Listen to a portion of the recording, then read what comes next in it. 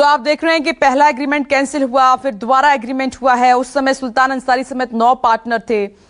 तो इस तरीके से अब नए नए इनपुट इसमें सामने निकल कर आ रहे हैं प्रूफ के साथ। एक बड़ा पैनल हमारे साथ मौजूद है क्योंकि विपक्षी पार्टियां संतुष्ट नहीं है बीजेपी वीएचपी के जवाब से, ट्रस्ट के जवाब से। वो चाहती हैं कि इस मामले में सुप्रीम कोर्ट की निगरानी में एक निष्पक्ष जांच हो। आप टीवी स्क्रीन पर देख रहे हैं राजीव जेटली जी हमारे साथ मौजूद हैं, BJP spokesperson. Shivraj Nair ji जुड़ गए हैं, वीएचपी नेता हैं।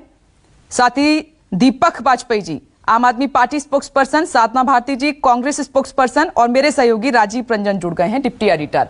आप सभी का बहुत बहुत स्वागत है। मैं आती हूं आप सभी के पास, लेकिन राजीव मैं आपसे शुरुआत कर रही हूं। राजीव, आप देख रहे हैं कि अब इसमें नए नए प्रूफ सामने आ रहे हैं, नए नए एंगल सामने आ रहे हैं। इधर विपक्षी पार्टियों ने प्रदर्शन की तैयारी कर ली है, सुप्रीम कोर्ट की निगरानी में जांच चाहती हैं। इस मामले को आप कैसे देख रहे हैं?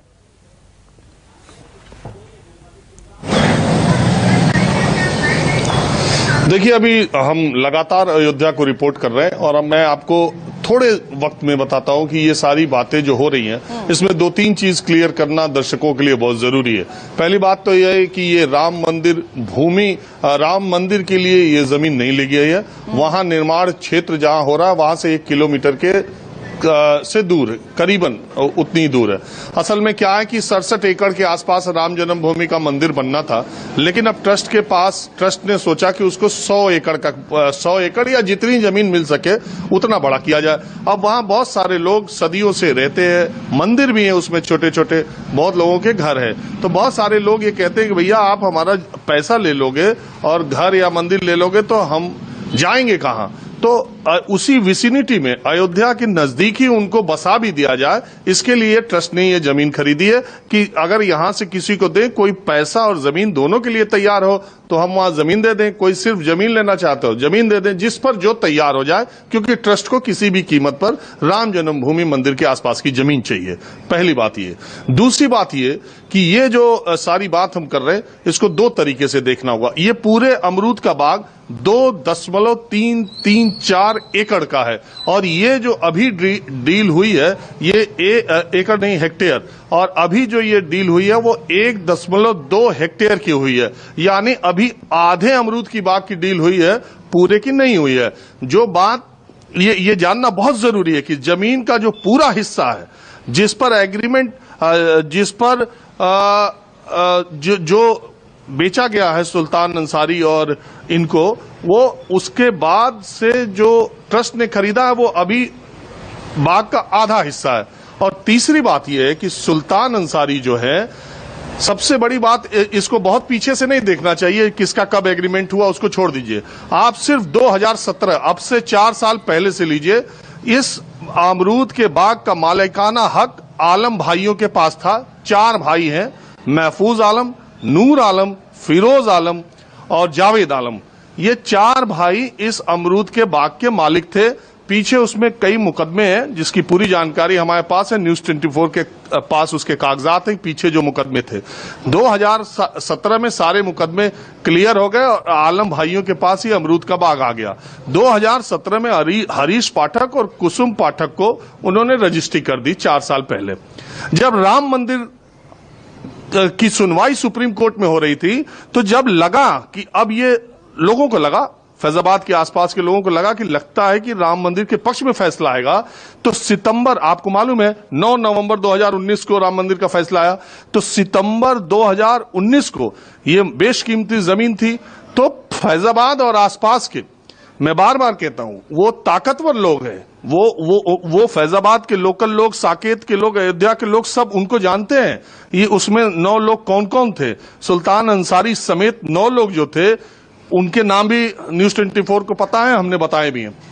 तो 9 लोगों ने सितंबर 2019 में हरीश पाठक और कुसुम पाठक से एग्रीमेंट किया 3 साल का, 2022 तक का।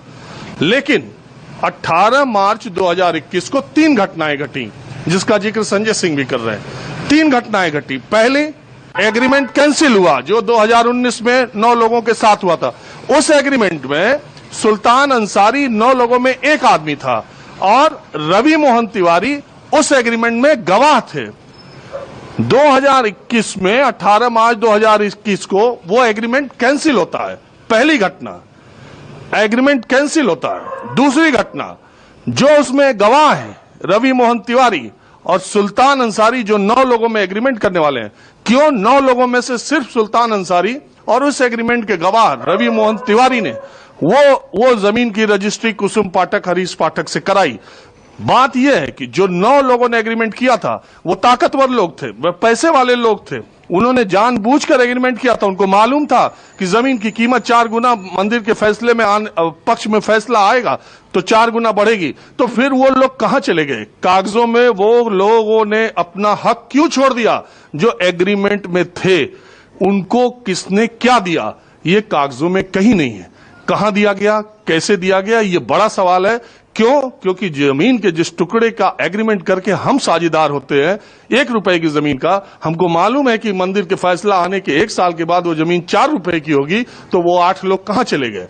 और उन 9 लोगों में से सिर्फ सुल्तान अंसारी और उस एग्रीमेंट के गवाह रवि मोहन तिवारी कैसे जमीन के मालिक बने, उनके नाम से रजिस्ट्री कैसे हुई? ये दूसरी घटना हुई 18 मार्च को, और उसके कुछ मिनटों के बाद ही रवि मोहन तिवारी और सुल्तान अंसारी ने यह जमीन ट्रस्ट को बेच दी। अब बात आती है उसकी कीमत की। मैं आपको बताता हूं, 5 करोड़ 80 लाख रुपए उस प्लॉट के जो बिका है, 5 करोड़ 80 लाख रुपए उसका सर्किल रेट है, यानी सरकारी रेट।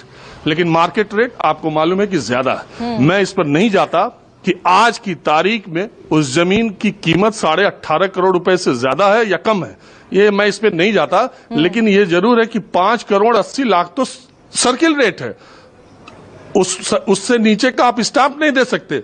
जब सुल्तान अंसारी और रवि मोहन तिवारी ने जमीन खरीदी है, तब भी अयोध्या की रजिस्ट्री विभाग में 5 करोड़ 80 लाख की मालियत पर स्टाम्प ड्यूटी लगी है, और जब ट्रस्ट ने खरीदी है तब भी 5 करोड़ 80 लाख पर, यानी जो सर्किल रेट है उससे 3 करोड़ 80 लाख रुपए कम पर सुल्तान अंसारी और रवि मोहन तिवारी ने जमीन खरीदी कुसुम पाठक, हरीश पाठक से, और जो सर्किल रेट है उससे 4 गुना के आसपास या 3 गुना के आसपास आप कह सकती हैं, 3 गुना के आसपास राम मंदिर ट्रस्ट ने जमीन खरीदी। ये पूरा मसला है और ये पूरा विवाद है। विपक्ष इस पर जो भी चीजें बना रहा है, लेकिन यह है कि राम मंदिर ट्रस्ट की जो बात है कि उन्होंने आरटीजीएस से इसका भुगतान किया, ये बात जो कही जा रही है कि हरीश पाठक या कुसुम पाठक से सीधे राम मंदिर ट्रस्ट ने क्यों नहीं जमीन खरीदी, वो इसलिए नहीं खरीदी कि वो ऑलरेडी एक एग्रीमेंट कर चुके थे। उस एग्रीमेंट का कैंसिल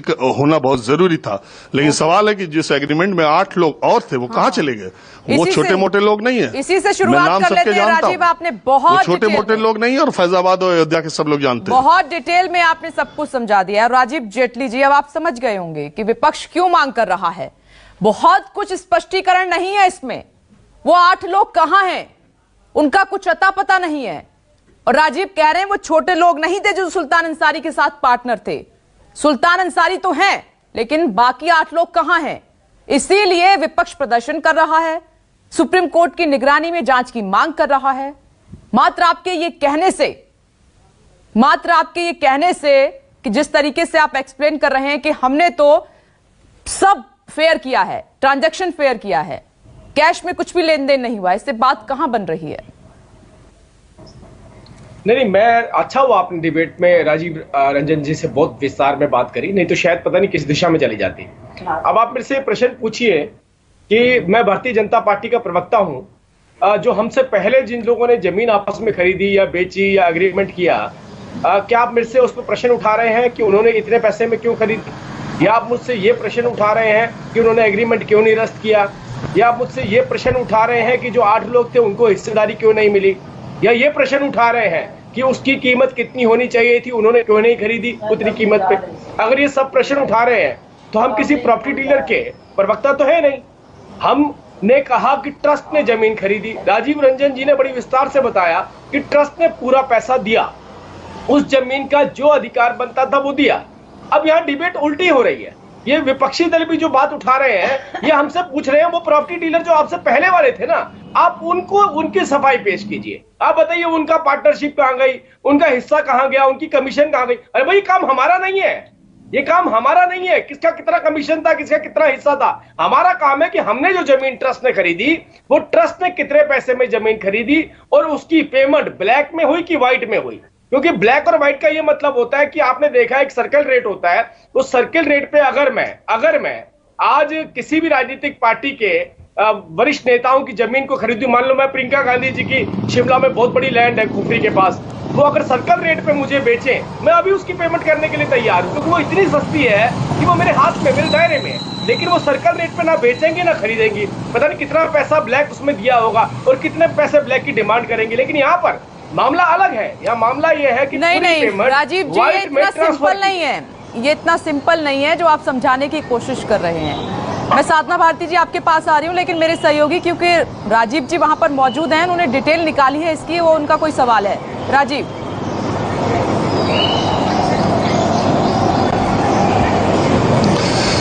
देखिए विपनेश, जब हम ये चर्चा करें तो ये बात ठीक है कि पीछे किसका समझौता हुआ इसका ट्रस्ट से कोई लेना देना नहीं। ट्रस्ट ने जिससे जमीन खरीदी उसने वो सही आदमी था कि नहीं और उससे रजिस्ट्री सही हुई कि नहीं, ट्रस्ट का सिर्फ इससे मतलब हो सकता है जो राजीव जेटली जी ने कहा।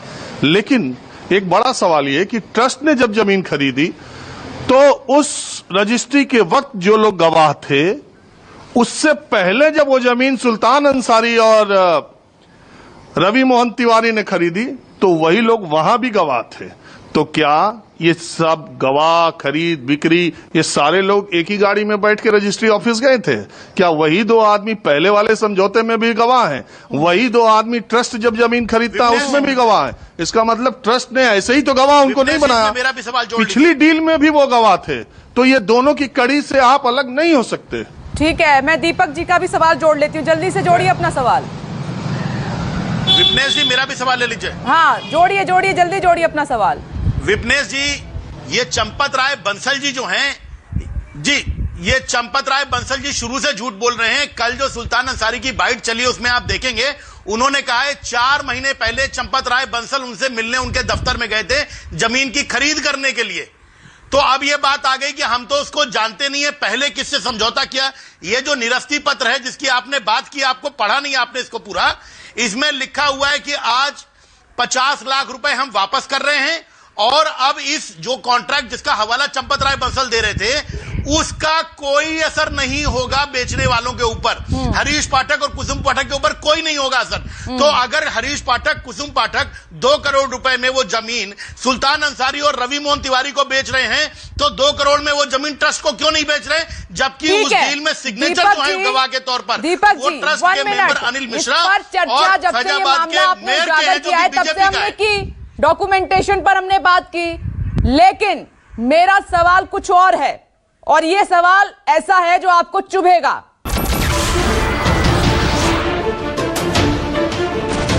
नमस्कार, मैं हूं मानक गुप्ता। अगर आपको हमारा ये वीडियो पसंद आया हो तो इसे लाइक और शेयर जरूर करें और हां, हमें सब्सक्राइब और फॉलो करना ना भूलें ताकि आप देश और दुनिया की कोई खबर मिस ना करें। तो जुड़े रहिए हमारे साथ और देखते रहिए न्यूज़ 24।